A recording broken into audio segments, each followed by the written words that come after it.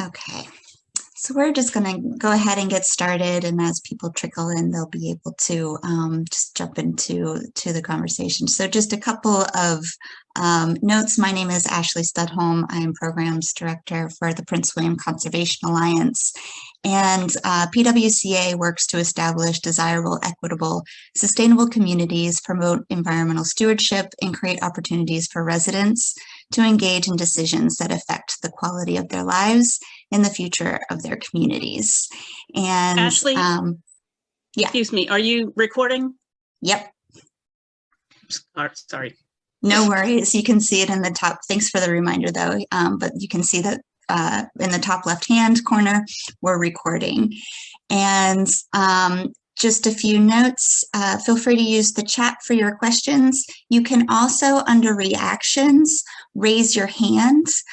So during the presentation, Nancy will just go over and deliver her presentation. And then at the end, I'll be looking at the chat box and asking you to unmute so we can have a little bit more engagement that way. And you can ask your questions, and we'll leave 10 minutes for that. So without further ado, we're going to get started with herbaceous perennial natives for the suburban yard. And I'm sure we'll have some woodies mixed in because, as we heard from Matt, plant communities are essential. And we're here with Nancy Vehrs. She is president of the Virginia Native Plant Society and the Prince William Wildflower Society. And I think we're all ready to just be immersed in the world of herbaceous perennial natives. So Nancy, take it away. Thank you, Ashley. I'm Nancy Vehrs. I'm president of the Virginia Native Plant Society, as well as the local chapter, the Prince William Wildflower Society. I'm not a botanist. I'm not a technical person at all. I've been a member of the Native Plant Society since I bought my house in the late 80s. So I have no technical knowledge. I was an econ major in college and worked for Fairfax County government. So I'm not going to be technical. I hope that most of you are beginners because this is really a beginning kind of program. And let me just say that Matt did a fantastic job. I'm just going to go off into the one little herbaceous perennial side of things. And I did find it hard to try and stay away from other plants, but I tried to stay on this subject. When I first talked with Ashley, I'd said it might be really hard for me not to go into woody stuff, but I'm going to try not to today. So let's stop mowing and start growing here. First of all, we'll start off by, what is a herbaceous perennial? A lot of beginners, are put off by some of these terms. Herbaceous perennials, a non-woody plant, and the top growth dies down annually, but the crowns, roots, bulbs, or rhizomes survive the winter. A lot of people are familiar with like daffodils or something, come back every year. That's a perennial, and it's herbaceous. A perennial is something that comes back every year, at least 2 or 3 years. There are some short-lived perennials that only last a couple of years, but the perennials we're talking about here are generally long-lasting, and they die down every year. So a lot of houses in Prince William County look like this now, and it's rather daunting as to where you even start. Others of us have small suburban lots. We might have some things here on our properties, but if you're starting with lawn, this is what I would recommend.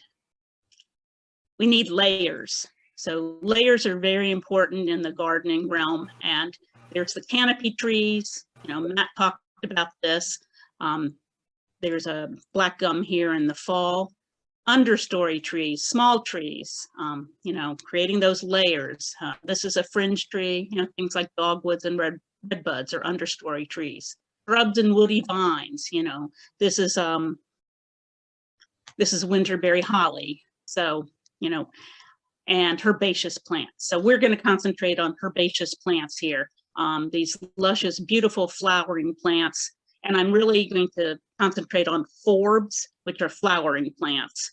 Perennials, a lot of plants can be perennials, grasses, and all this, but we're going with forbs here, wildflowers, because to get into grasses and some of the other subjects, it could be quite daunting to try and limit that to an hour. So Matt talked about all these different plant communities and stuff. And when you're working with what we call wildflowers or native plants, we want to work with what you have right now. You know, some of you might have, you know, just hard pan clay or something, but you want to work with your existing situation, not have to, you know, struggle with putting in plants. It's a right plant, right place. You know, if you have a wet area, you know, you'll put a plant that likes a wet area. You don't want to put a cactus in a wet area, you know, that sort of thing. I mean, you can, if you have a particular plant you really love and you want to baby it, you know, that's your call, but that's not what we try to do with native plants. We recommend testing your soil. The Extension Office has soil testing kits, and that kind of thing tests whether it's acidic or alkaline soil. Most of the soil around here is somewhat acidic, some is less. My particular yard is closer to neutral soil. So some things that really like acid soil don't do well here. You know, you need to be cognizant of whether plants need sun or shade, you know, the wet, dry, whether they need really rich soil with a lot of organic matter. That kind of thing comes out in the soil test. So now I'm going to start with some plants throughout the seasons. So I'm going to take you all through different seasons and just select some herbaceous perennials and go through there. It was hard for me to select plants. And after I sort of finished this program, I thought, oh, I should add this one. Oh, I should add that one. But that's really, you know, it's hard to limit myself to just 45 minutes or so. So here we go. Spring, I have bluebell. Summer, I have monarda. Fall, some asters. And winter there, I have some golden groundsel. So let's get going. So native plants for spring blooms. I am so ready for spring right now, and even went out on a little hike yesterday at James Long Park in Haymarket to find whether hepatica is blooming yet. It's a native little flower that is one of our earliest bloomers. Didn't see any bloom, saw lots of leaves, but did see one bud that was showing blue color. It's not a plant that I particularly recommend for a home garden, however. So, violets. Violets can be despised by a lot of people. They think of them as weeds. They get in their grass. They don't like them. But if there are violets in your lawn, that means you're struggling to have lawn. So why have lawn after all? Violets are pretty. They have beautiful, you know, cute little flowers all through the spring. I mean, you know, the early spring. The foliage lasts at least 3/4 of the year, and you can eat the flowers, put them in your salads. It's just a wonderful plant. Here we have on the left is common violet, which is also called Confederate violet in this case here. And in the upper right is also common violet, but that's just the regular purple thing. They're the same genus and species, but they just have different colorations. And the bottom on the right is Canada violet. That's a choice little violet, and I've seen it blooming in the mountains even in the fall. So it's a really nice one for your garden. But look down below there. These are larval host plants for fritillary butterflies. These are beautiful orange butterflies, not quite as big as monarch butterflies, and they need to lay their eggs on the violets so that they can eat the foliage and grow into big, beautiful caterpillars and butterflies. So here's some other violets. This is cream violet. The Prince William Wildflower Society always sells cream violets in our annual plant sale, which happens to be the day before Mother's Day. And I have lots of cream violets in my yard. They have smaller foliage than the common violets, but they are long lasting and green and very nice. And then, as an oxymoron, this is a yellow violet. So we do have several yellow violets that are around. So violets are a really great plant as a ground cover, and they can even take a little bit of, you know, wear and tear for walking on them. Near and dear to my heart is Virginia bluebell. It is my absolute favorite native plant. I discovered them when I was a child growing up here near Bull Run. This is in my backyard. I have all these bluebells, and they are growing with something called golden groundsel. Now, some of you who probably shouldn't be in this class because you know more than you than you give yourself credit for, but it's also called golden ragwort. I don't particularly like that name because I think it, it's a pretty plant, and wart turns people off. So, common name, I'm starting to call it golden groundsel. So here's bluebell up close. I actually went out into the yard this morning to try and scratch around in the dirt to see if there were any leaves starting to pop up, and I did not see any, though my Facebook memories have told me that other years I have found some leaves starting to poke through. They're very dark purpley brown when they first come up, so they're hard to see. And Mertensia virginica is its botanical name. And then the golden ragwort, Pachyra aurea, has that great foliage there, and that foliage lasts throughout the winter. So the flowers grow up, about a foot tall or more, and then they die back, and they're quite vigorous. And so some of us like to have vigorous things that, will spread. Others don't. If you don't, you can cut them, you can deadhead them after they've bloomed. I do want to mention that Virginia bluebells happens to be the the flower for Prince William County, the official flower of Prince William County, and it's the subject of bluebell festivals. And usually we have a bluebell festival at Merrimack Farm. The Prince William Conservation Alliance hosts that the second Sunday in April. We'll see if that's going to happen. Maybe Ashley can tell us. But bluebells completely disappear. They'll be up for several weeks, bloom in April, and then by probably mid to late May they are gone. So you will want to put some other perennial in that space that can take that up. Columbine. A lot of people hear of columbine, they think Colorado, and they think blue columbine. Yes, purple columbine, I think, is the state flower for Colorado. This is how it looks when it first comes up. It looks so delicate and cute, really lacy foliage. Then it flowers. The eastern columbine is red and yellow, and it happens to start blooming in April, right when the hummingbirds, the ruby-throated hummingbirds, return to our area. So they are attracted to red flowers, and the flowers are ready and waiting for them, the nectar on them. Another one of my favorites is the wild geranium. It is nothing is like the geraniums, those red geraniums that people put in pots and that have been around for ages. Those red geraniums are not even true geraniums botanically. They're in a different genus, which this is Geranium maculatum. The Virginia Native Plant Society happened to designate this as the Wildflower of the Year back in 2020. It has very pretty lacy foliage too, and lots of flowers. It likes to grow in moderately moist areas in the shade. I can take a little bit of sun, but it is a springtime flower blooming in May. Here's another springtime flower, golden Alexanders.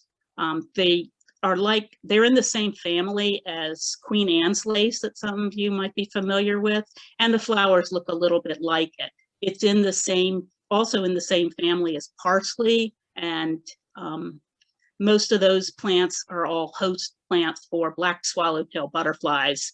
Golden Alexanders are the native host. Over here on the right, you can see a sign that we have in the garden at Merrimack Farm Stone House, where it tells about the golden Alexanders. Golden Alexanders take part sun to part shade. They like it wet, but they don't have it wet, so they will do just fine in ordinary garden soil. Pussy toes. Not everybody thinks of pussy toes. They're not always the most readily available in nurseries. but they're always available in native plant nurseries. And it's the larval host plant for the American lady butterfly. And if you look closely here on the photo on the left, those are the caterpillars for the American lady, and this is the American lady butterfly. So this is a cute little plant. It puts up flowers that look like a cat's paw. You know, it's little paw pads. So it's very low growing. There are several different species. There's field pussy toes and plantain pussy toes, and some of them like it drier or not. You can see that the one on the right there is growing right there in pine needles. So that's a very acidic soil situation for that, but they don't have to have that much. They don't have to have it that acid, but it does like sun, and they like it dry. So if you have a dry, sunny area, this is a perfect plant to put there as a ground cover. You know, it blooms in the spring, and then, you know, it just has the leaves there. And the leaves that are torn up, you know, that look a little worse for wear, are the ones that are hosting those beautiful butterfly caterpillars. What spring garden doesn't include Jack in the Pulpit? It's a little different. It's not a normal kind of flower, but it's one that many of us have seen when we were children and thought it was really cool. The Jack is, you know, looks like a little man standing here in his pulpit with the hood over it. Interesting thing about Jack in the Pulpit is, if you can look at the photo on the right, it has 3 leaves, and you probably always grew up, you know, leaves of 3, leave it be. Well, there are plenty of leaves of 3. They're not poison ivy, and Jack in the Pulpit is one of them. And if Jack in the Pulpit has enough moisture, it tends to like moisture areas in the shade. It will develop a seed pod right there where where Jack was in the center will turn into these seeds, and they can feed, you know, box turtles or whatnot, and they're very pretty and last through, you know, they mature in late summer. I do want to mention most of your spring wildflowers that I've mentioned, with the exception of perhaps the pussy toes and wild geranium, most spring wildflowers are shade lovers. I mean, they'll grow in the woods, so that's what you can expect. I just heard some voice. Okay. But don't forget about ferns. They're not a flowering plant, of course, but they are great to fill in when some of these flowers, which are like bluebells, are spring ephemerals. They last for a short time and then they dry up and disappear. Ferns can take their place. This is what ferns look like when they first emerge from the ground, and we call those fiddleheads. They all are curled up like that, and then they emerge and become very beautiful and green. So this is your typical fern fiddlehead. Here is sensitive fern. Sensitive fern is sensitive to frost. We like to tease that, you know, you don't want to insult the sensitive fern because its feelings would get hurt, but it really is just sensitive to frost. And it's a prolific fern that likes moisture.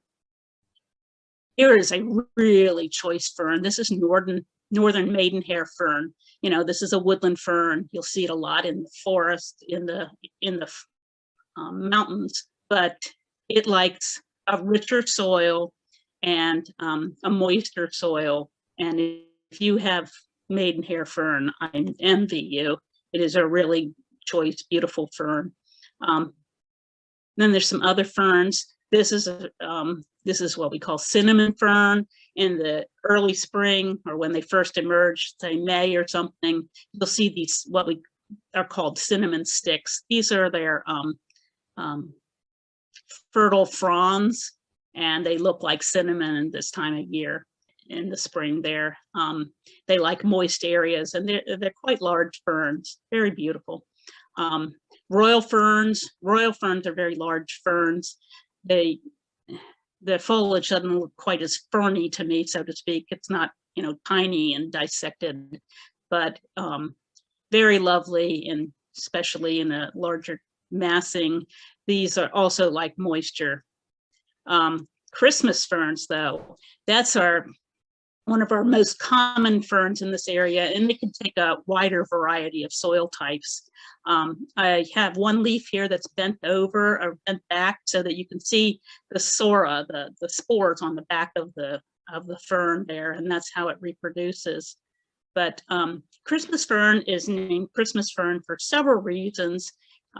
It is evergreen. It kind of lays down on the ground a little bit in the winter time, doesn't look quite as nice, and will put out new foliage once spring comes around, but it is green. And also, if you look very closely, some people say that the leaves resemble a Christmas stocking. I think that's kind of a stretch, but it does have a little Christmas stocking look to it. And there's a full fern showing up, and they can take a little bit of sun. A lot of ferns can take more sun if they have a lot more water. So if there's less water, they need more shade. But any kind of spring garden, woodland garden needs some ferns. Let's move on to summer now. Here we have what's called wild bergamot or Monarda fistulosa, and you can see how it attracts pollinators.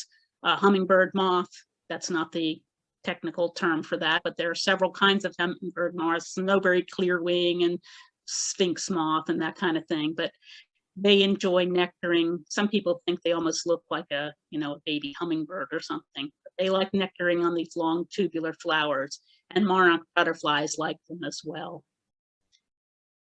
But my favorite Monarda is the bee balm, the red bee balm, because it attracts these hummingbirds. This is truly a hummingbird magnet. If you put one of these bee balm plants in a pot and set it next to you or something, a hummingbird will come. I almost guarantee it. I'm looking over here at my friend here, Harry Glasgow, my partner, so he's sitting next to me, but we will usually attract hummingbirds this way because our yard is quite shady, so we can move around the potted plants. And I know that Nancy Berlin is going to tell you about native plants for containers. So this is one that I have used in a container. All Monardas are a type of mint, so they will spread. Bee balm does not spread as well as the previous Monarda fistulosa or the wild bergamot. I used to have both, and the lilac, the light purple, overruns the red. So you would want to keep them separate if you want to keep a good supply of bee balm, and you can make a tea out of it as well. Milkweeds. Matt did talk about milkweeds a bit. We have many species of milkweeds in Virginia. I don't know, at least a dozen. These are the main ones that I see here in Northern Virginia, especially ones that you might use in your garden. Over here on the upper left is swamp milkweed. That's pretty choice. All milkweeds like sun, so these are all sun-loving plants. And the swamp milkweed is one that really likes to, it prefers moisture. And we have seen it at Huntley Meadows Park sitting in standing water. But if you have a decent garden soil that's, doesn't totally dry out, swamp milkweed will do just fine. And it's well behaved. On the lower left is common milkweed. Common milkweed can be quite aggressive and might move around in your garden. And it's quite tall. It's 4 feet. I have some. I love it. It smells good, but it's really rambunctious and might be too much for a small garden. Whereas swamp milkweed up there is one that's better behaved. The best behaved one is the orange here, the butterfly weed. Some people call it butterfly flower now because weed is such a nasty kind of word. So we can call them milk flowers or butterfly flower. This orange one you can find it commonly in any kind of garden center. They have a lot of cultivars of them, but they will attract the monarch butterflies too. Monarch butterflies have to lay their eggs on milkweeds. It's the only plant that they can use for their caterpillars. So that's the whole monarch story that you're probably all familiar with. You see the monarch butterfly that's here on the lower left. This is actually a male monarch. He has these two little wide spaces in his veining. Female monarch butterflies have very thick veining throughout and don't have any wider spot there near its thorax. And then over here on the lower right is my favorite milkweed, and that's purple milkweed. It grows at Huntley Meadows Park in Alexandria. This is a fritillary butterfly that's nectaring on it. And if you all were paying attention, you know that fritillary butterflies need violets for their host as their host plant. But purple milkweeds are not as available. I know Earth Sangha does carry them, and they sell them at a premium price. Purple milkweeds don't seed as much, as prolifically as the other kinds of milkweeds, so they are harder to grow. So that just means I appreciate them even more in the wild, but they are gorgeous. So any garden that you have sun in, you need to have some milkweeds. Black-eyed Susans, that's another no-brainer that you should have in your garden. These are Rudbeckias. Black-eyed Susan happens to be the state flower of our neighbor Maryland, and this kind of flower is considered a composite. They have, daisy kind of flowers are called composites. And here we have on the right, we have a goldfinch eating those seeds. Goldfinches are one of the few birds that do not feed their young caterpillars. So they feed their young seeds. Almost 97% of songbirds feed their young caterpillars, except for goldfinches. And that's one of the reasons why goldfinches nest a lot later in the season. They'll be nesting in August when most of the other birds have finished up. That's because the seeds are all ripening at that time.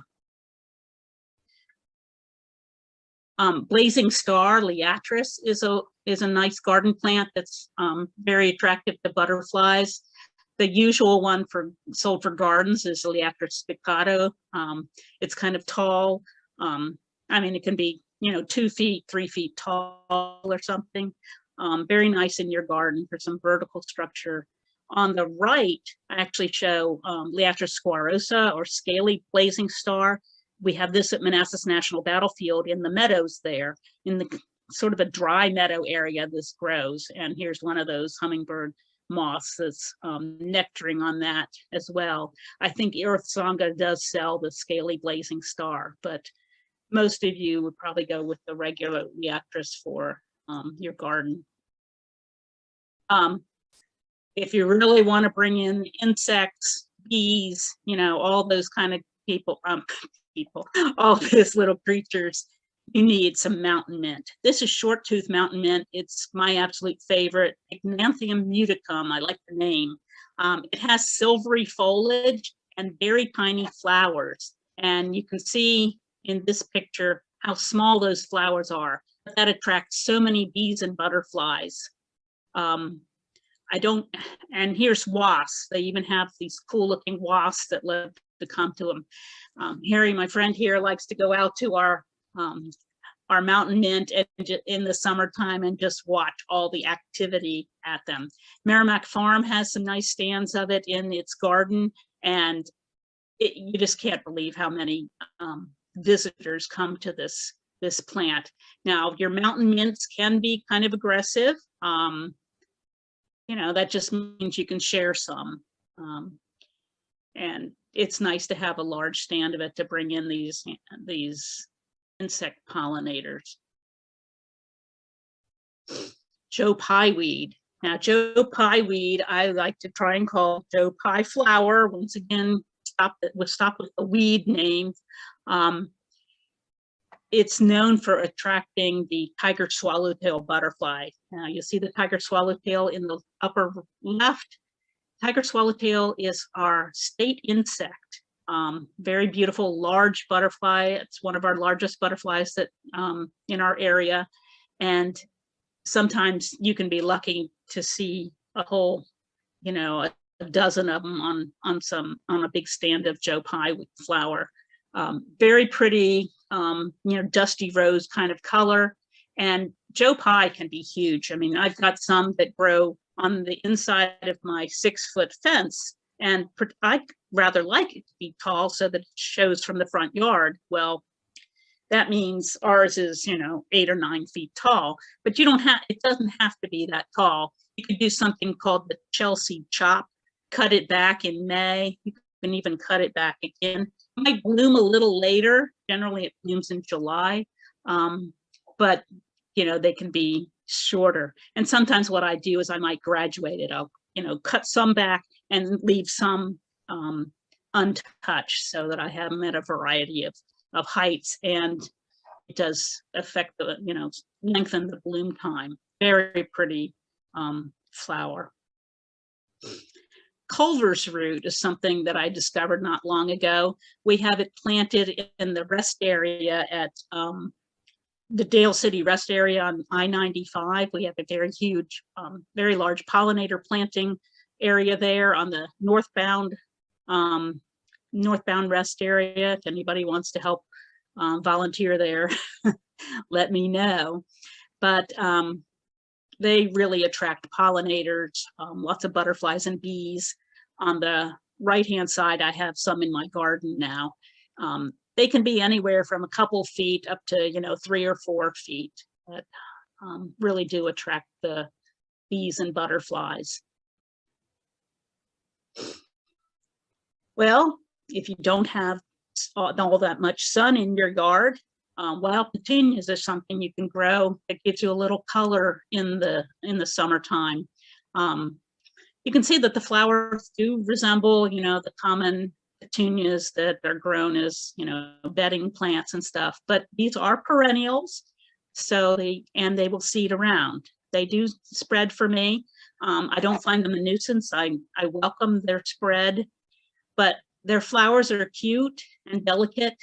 They only last a day. So it's kind of like daylilies or something. They'll bloom in the morning and then at night they'll die and some new blooms will come, so, some days you might have, dozens of flowers blooming, and the next day you might not have that many, but they are very pretty. And as tubular flowers, they are attractive to a lot of pollinators. New York ironweed is sort of similar to Joe Pye in my viewpoint, in that it's another tall kind of flower, and you'll often see it growing in ditches in the sun. It doesn't need that much moisture. It can grow pretty well in a drier location, but it can grow very, very tall. On the lower left, we have a monarch butterfly nectaring on it at the pollinator rest area in Dale City on 95. So these New York ironweed can actually grow just as tall or taller than Joe Pye, but it's another plant that really does benefit from what is called the Chelsea chop in May, so that it grows smaller and maybe a little bushier as well. Autumn comes along. Here's a goldenrod. I know that many people think of goldenrod and allergies. Goldenrod does not cause allergies. Wind pollinated plants cause allergies. A goldenrod is insect pollinated. It has heavy pollen, so it doesn't fly around in the wind. It happens to bloom the same time as something called ragweed that is just full of pollen and affects many of us with, the seasonal allergies, hay fever in August, September. The goldenrod is innocent, and as Matt said, it's great for monarch butterflies that are migrating in the fall and needing to fuel up. This is at the pollinator rest stand, and it's quite spectacular there. I think late September, early October is when this goldenrod blooms there. Blue mist flower is another real favorite of mine, as well as pollinators. Here's a buckeye butterfly. Buckeye butterflies also migrate. They don't migrate as far as monarchs, but they do need to bulk up in the fall, so to speak. And blue mist flower is one. Blue mist flower can also be called like hardy ageratum. I know that there are bedding plants called ageratum, and they are not hardy. They are just annuals. This particular blue mist flower is a perennial. It will spread if it's really happy. Generally, making it happy is giving it lots of sun and moisture. They don't get that in my yard, so they don't spread as much. They don't get as much sun. They don't get as much water either. So they're much more well behaved, but they're very pretty. And if you look at them, say at dusk, the blue has this bluish purple. It has quite a lovely iridescence. Lobelias. Garden can't be complete without some lobelias. Red cardinal flower, as you can see in the center photo, it's very attractive to the hummingbird. So lobelias usually start blooming at the end of summer, fall, and this is a spectacular flower. It has a beautiful corolla, you know, a source of nectar for these hummingbirds. It will bring in hummingbirds. This is what they'll fuel up on, you know, as they start their migration. These flowers are generally, you know, only 1 foot to 2 feet tall, but sometimes and you get a sunny, wet area and they could be 4 feet tall or something, but most of your garden ones are only a couple of feet tall, and they are a stunning red. I think they're redder than the way that it shows up in this picture.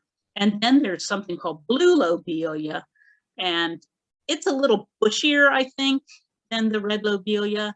Has the same kind of shape of the flowers, but also likes about the same kind of conditions as the red lobelia. Probably can take less moisture than the red.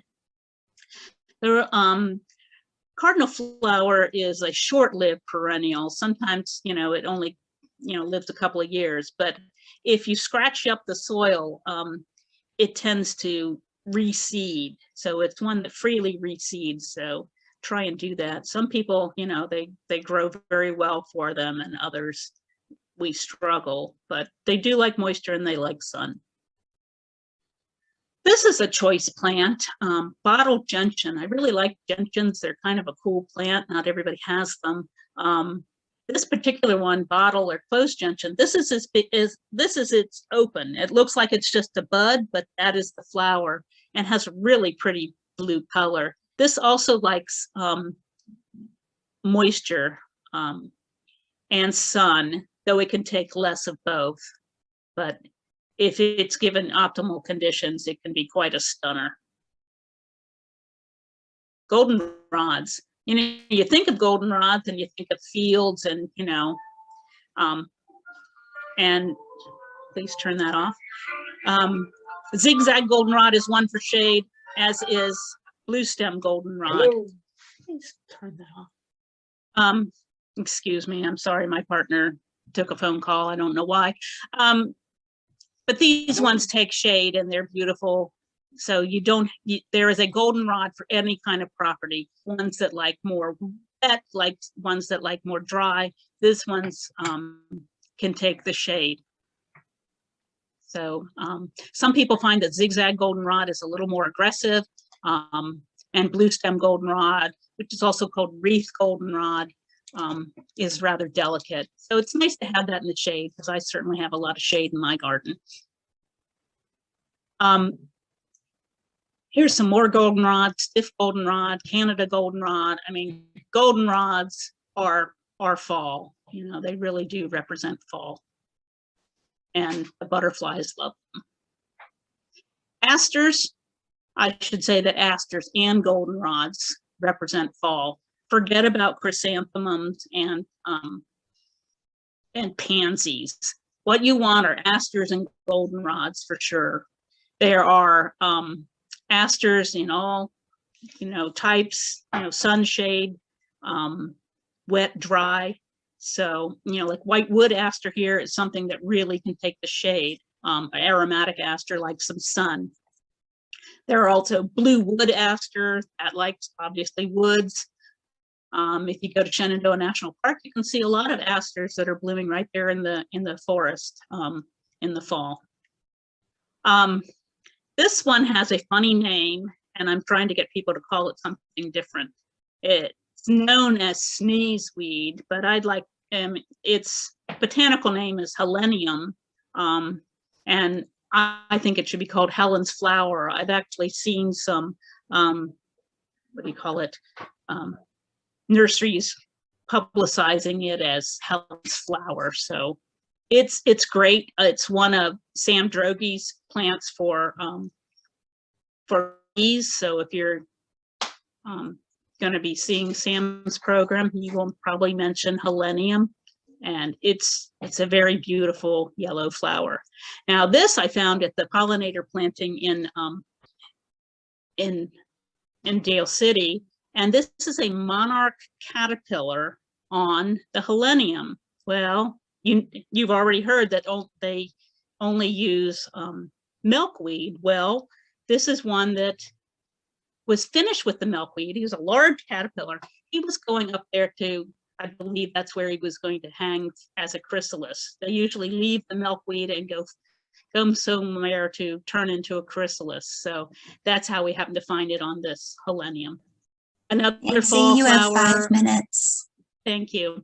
Another fall flower is white turtlehead. It likes water, moisture, and it can take shade. This grows at Huntley Meadows. Narrow leaf or swamp sunflower is a really tall one. It's the last flower that blooms in my garden. It's another one that it can be 10 feet tall, or you can chop it back and be much shorter. Winter, let's not forget winter. Winter is all about shapes and textures. You leave your plants up over winter, and the seeds are there for the birds and other animals to eat, and it's really quite interesting. Goldenrod has some beautiful textures and seed heads. And can you have green herbaceous plants through the winter? Well, you certainly can with this golden groundsel, Pachyra aurea, and also caryxes and sedges can give you some green. So if you look up here in the upper left, that's a sedge there that's green through the winter. Then I'm just going to show you some beautiful combos, just to whet your appetite, get you thinking about gardening. Bluebells and groundsel. This is bone set with asters. Joe Pye with some sunflowers. Goldenrods, asters. This is in the mountains, as you can see. There was in the back here is New York ironweed. This is a garden at Merrimack Farm. It has phlox and monarda and cup plant and, lots of beautiful things. I can't stress enough, goldenrods and asters for fall. That's what you need. And there are so many choices there. Here's a buckeye butterfly. Here's a combination in a very small townhouse yard. This is my yard in the early spring. The understory trees, the dogwood and redbuds and bluebells and, some shrubs and stuff. The importance of layers. Beautiful spring garden flowers. This is my garden, the only sunny part of my garden in the fall. As Matt said, Plant Nova natives.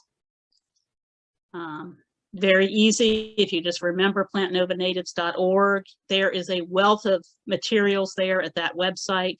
We also have a guidebook called Native Plants of Northern Virginia. You can buy it from the Native Plant Society.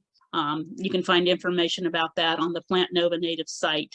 The logo flower is trumpet honeysuckle, also called coral honeysuckle. It's a vine.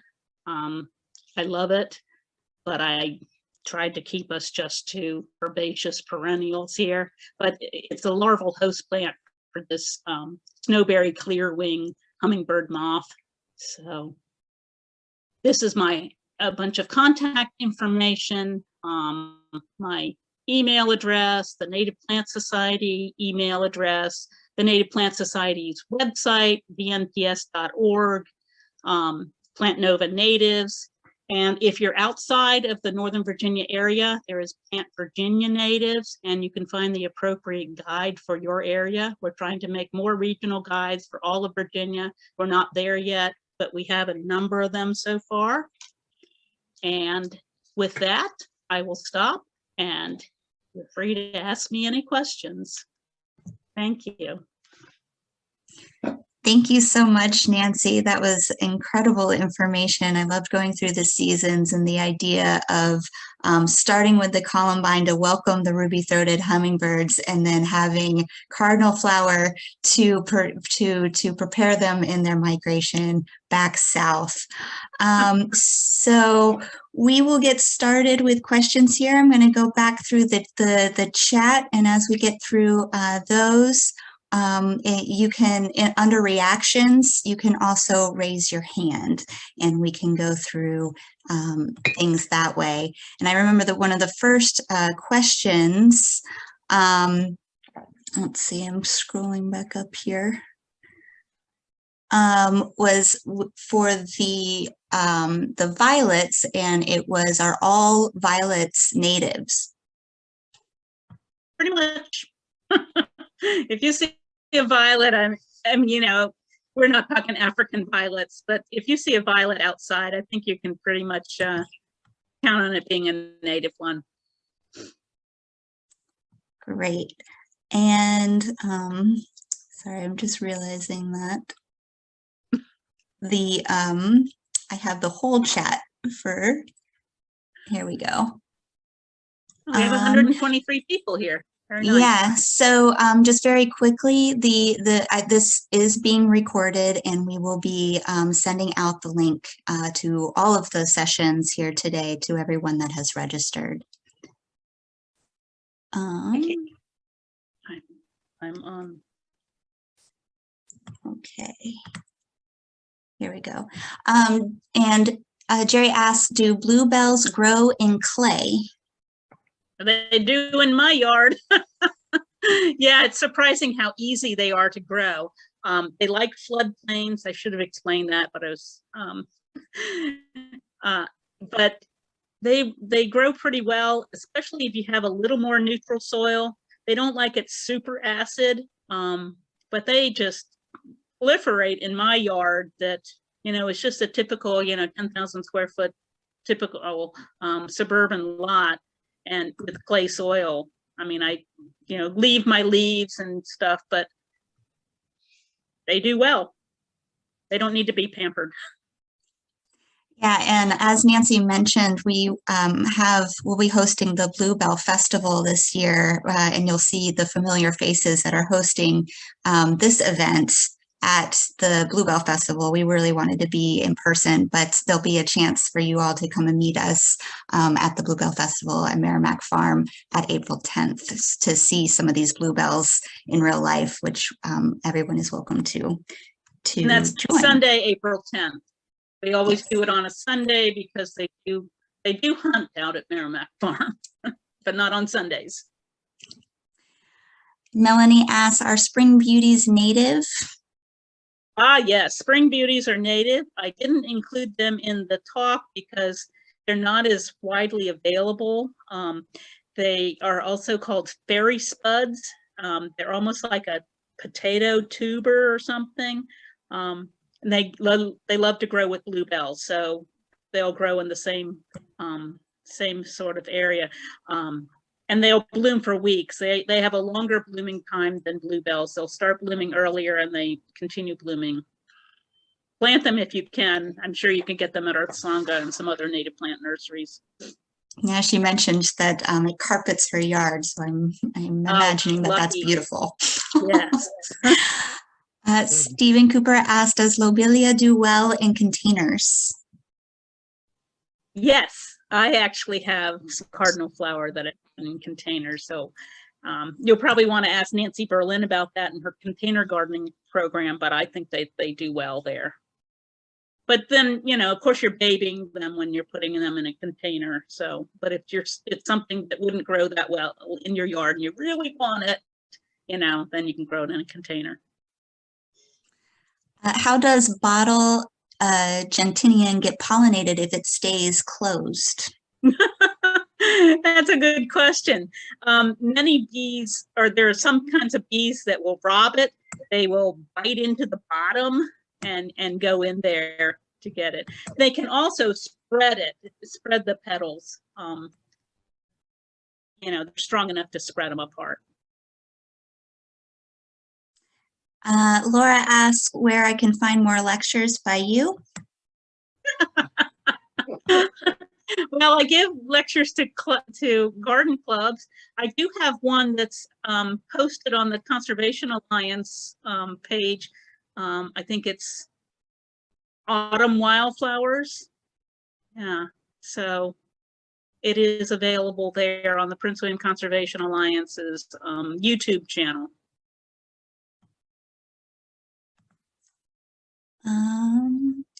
Let's see. Did you mention Queen Anne's lace? Is it native? No, it is not native. I mentioned Golden Alexander's looking like a yellow Queen Anne's lace. Queen Anne's lace came from Europe and it's naturalized. It's can always be invasive. It's considered, it's also called wild carrot. But I've been told that if you see a lot of Queen Anne's lace, that can probably mean that there's a lot of chiggers in that area. So, but they are pretty. Someone's requesting to see the slide with native plant societies listed. And as we do that, the next question is the best way to get bluebells? I sell bluebells usually at the Bluebell Festival. If we have a full-blown Bluebell Festival, the Prince William Wildflower Society will have a table there. And if the bluebells are up and stuff, I will pot up a bunch from my yard and sell them there. But they're available at native plant nurseries, all the local native plant societies, plant sales. Earth Sangha sells them. Riverbend is having a Bluebell Festival, I think maybe the Saturday before the Merrimack one. So, you know, bluebells are around. And Adrian kind of has a more broader question, the best place to get these beautiful plants, just kind of resources in general. Well, you want to come to our native plant sale the Saturday before Mother's Day at Bethel Lutheran Church there near the Manassas Post Office off of Sudley Road. That's always the Saturday before Mother's Day, which I think is May 7th this year. The Virginia Native Plant Society has a page for nurseries, native plant nurseries, and our native plant sales. So I think that is being updated right now. So go to the VNPS website for that. Also Plant Nova natives, if you're in the local area, you can find where to buy them. But we have several native plant nurseries, you know, besides Earth Sangha, there are several commercial nurseries, Nature by Design, Watermark Woods, Hill House, Farm and Nursery. There are a lot of nurseries around. Seven Bends, yeah. And going back to the bluebells, is it difficult to start Virginia bluebells from seed? I have never started them from seed. I've let them do it themselves. So I really don't have experience there. And Angie is planting a garden at her school, and she asked, do you ever visit schools to give advice? Sure. Yeah. And you also can use the Audubon at Home folks, they're very good for giving advice. Here in Prince William County, they're master gardeners that are part of Audubon that do that. So the site visits are part of what they do. And we also have garden tours. We haven't set up our garden tours yet, but we usually have it the last Sunday of April. So look for the Prince William Wildflower Society to have 3 gardens. We like to do 3 member gardens and just have them sort of like an open house. So we haven't, it'll take us a little bit to put that together, but we will publicize it. Look for our Facebook page and website. And then we have a question, do we have any conversations happening around the impact of nicotinoids and systemic pesticides? Well, there's certainly conversations going on, and we recommend, your native plant nurseries are not going to be using neonics on their plants. Neonics are pesticides, you know, that they're systemic. So I think if, you know, a pollinator or an insect eats the plant, it can harm them. So always look for neonic-free kind of plants. You know, if something's not eating your plants, then something's wrong. Yeah. And wrapping up, I know that there's several questions that we're not getting to, but we'll have a Q&A at 2 p.m. But what is a good source for some planting guides that show combinations of natives? There are a lot of garden books out there. Let's see. The VNP, the Prince William Wildflower Society is hosting this author, Kelly Norris, a week from tomorrow. That's free. So he has a book that has a lot of combos and stuff. But there was a Doug Tallamy and Rick Dark book. There are a lot of garden books out there, and if you want to send me an email, I could help you out there. But our native planting guides do have some combos too, you know, the regional guides like Plant Nova Natives. But look at nature. Take your cues from nature.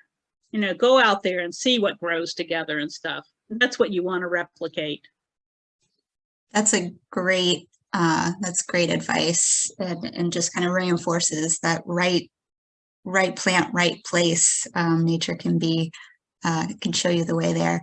And I'll just keep going until we we go back into the main room. So Kathy asks, is wild strawberry native?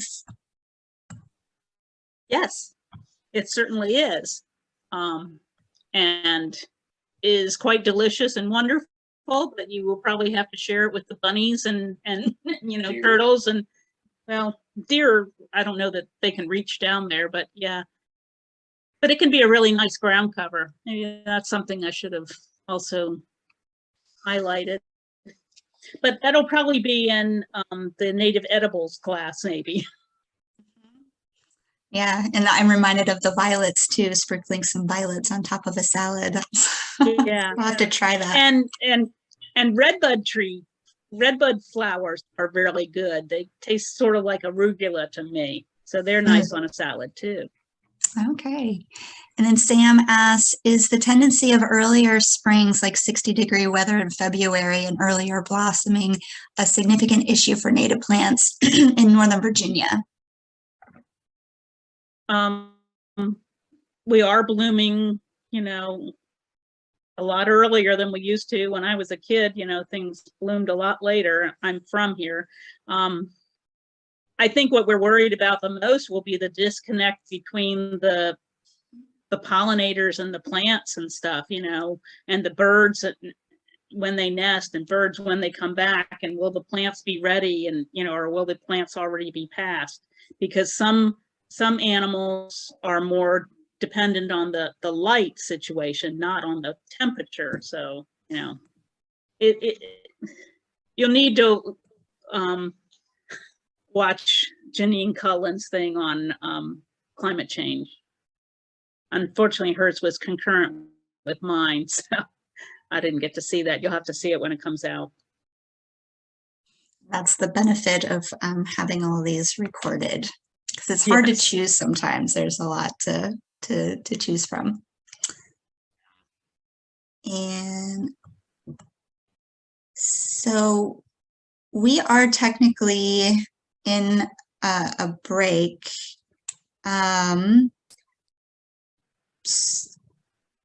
But I don't see that the room is being closed. So Nancy, do you want to continue with a couple more questions? I can continue, sure. Okay, okay. I just wanted to check in.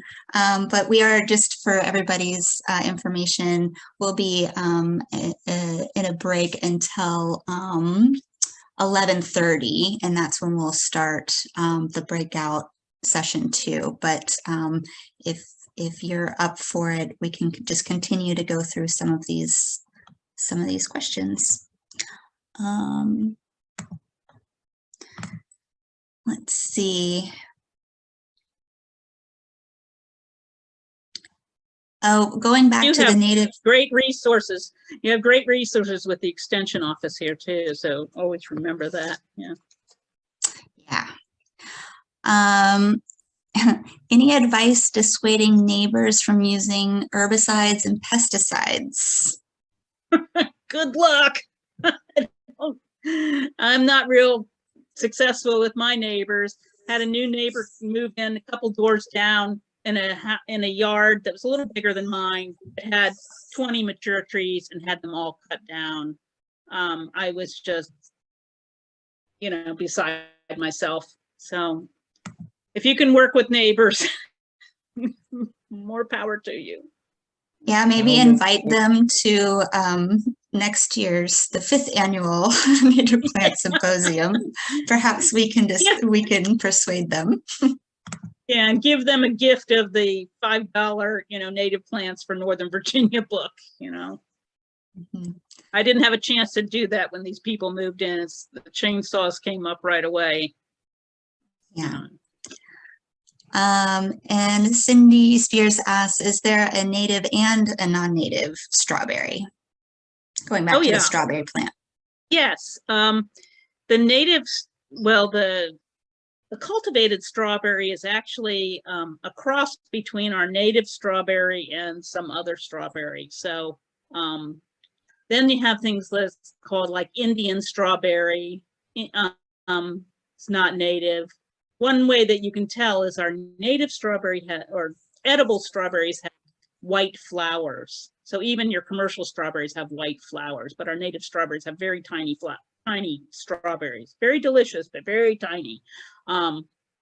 If it has yellow flowers, it's probably that Indian or mock strawberry, which is not native. It's when it says Indian strawberry, it's actually from India as opposed to Native American. And Carol, your comment on assisted migration and the need for plants needing our help to migrate to cooler climates as the climate warms. Again, Nancy, if you have any comments on that, but then just to reiterate, Janine Collins' talk on gardening for the climate crisis, there might be some information there.